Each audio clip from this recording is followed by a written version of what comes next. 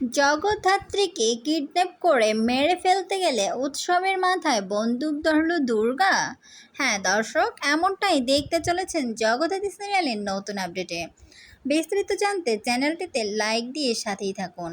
ভালো লাগলে চ্যানেলটিকে সাবস্ক্রাইব করে দেওয়ার অনুরোধ থাকলো। জগদ্ধাত্রী সিরিয়ালে ইতিমধ্যেই আমরা দেখেছি যে মেহেন্দি গয়নার জন্য বৈদেহী মুখার্জির সাথে খারাপ ব্যবহার করছে।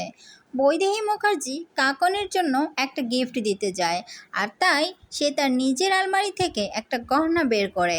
তখনই সেখানে উপস্থিত হয় মেহেন্দি আর উৎসব। মেহেন্দি এসে বলে, আমি আগেই ভেবেছিলাম আপনাকে উপরে উঠতে দেখে আপনি এরকমটাই করবেন। আপনি কি পাগল হয়ে গেছেন নাকি মা?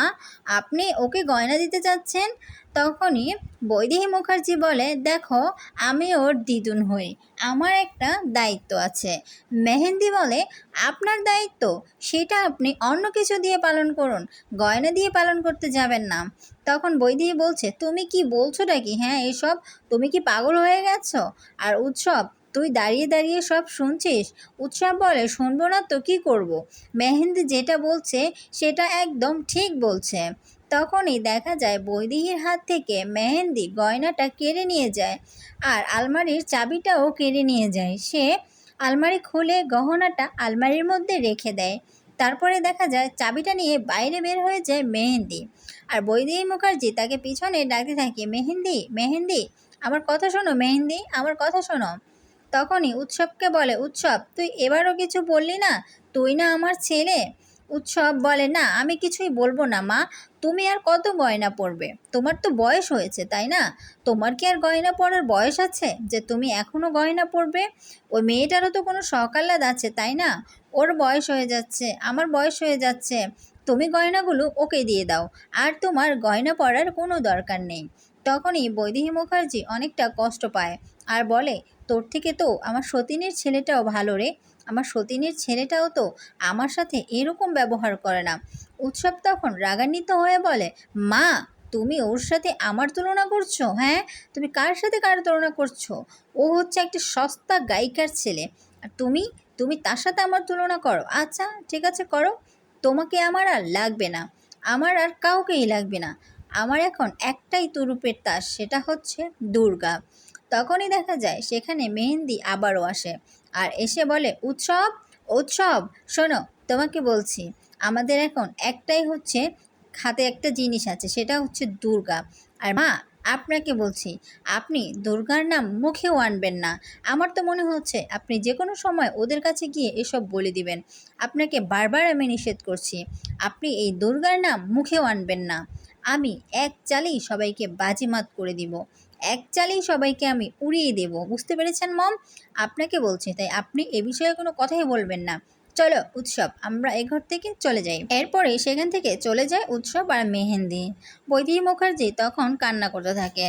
এদিকে দেখা যায় তখনই তার ঘরে চলে আসে কৌশিকী মুখার্জি একটা গহনার বক্স নিয়ে, আর ওই বৈদেহীকে বলে যে, তুমি কোনো চিন্তা করো না কাকিমণি, তুমি ওদের কাছে ছোট হবে না। আমি কাকন আর কাকনের জামাইয়ের কাছে তোমাকে ছোট হতে দেব না। এই নাও, আমি একটা গয়না নিয়ে এসেছি, দেখো, তোমাকে খুলে দেখাচ্ছি, গয়নাটা কত সুন্দর না? কাকিমণি তখন বলে, হ্যাঁ খুব সুন্দর, কিন্তু আমাকে ক্ষমা করে দিও কৌশিকী। তখন কৌশিকী বলে, না কাকিমণি, কোনো সমস্যা নেই, আর এমনটা তো হওয়ারই ছিল, বলো। ঠিক আছে, তুমি এখন কাকনকে আমি ডেকে নিয়ে আসছি, তুমি কাকনকে গয়নাটা দাও। তখনই কৌশিকী কাকনকে ডেকে নিয়ে আসে, বলে, কাকন তোমাকে দিদুন কিছু একটা দিতে চাচ্ছে। বৈদেহী তখন হাসি মুখে কাকনকে ডাক দেয় আর ডাক দিয়ে বলে, এখানে আসো। কাকনকে জড়িয়ে ধরে আর তার হাতে গিফটটা দেয়, বলে, তুমি অনেক সুখী হও, তোমার জন্য আমার অনেক দোয়া থাকলো। এ কথাই বলতে থাকে। তাকে দেখে কৌশিকীও অনেক খুশি হয়।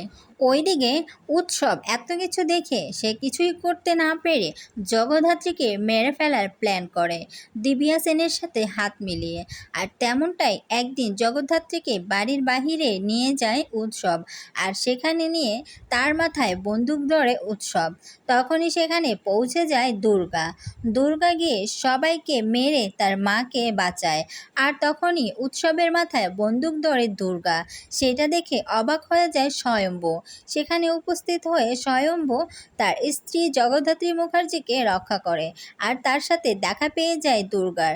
দুর্গাকে দেখে তো স্বয়ম্ভু হতবাক হয়ে যায়, তার পাশাপাশি অনেকটা খুশিও হয়ে যায়, কারণ এত বছর পর সে তার মেয়ের দেখা পেয়েছে আর সেই মেয়েটাও কিনা দেখতে হুবহু জগদ্ধাত্রীর মতো। হ্যাঁ দর্শক, এমনটাই দেখতে চলেছেন জগদ্ধাত্রী সিরিয়ালের নতুন আপডেটে। ভালো লাগলে চ্যানেলটিকে লাইক, কমেন্ট, সাবস্ক্রাইব করে দিতে ভুলবেন না।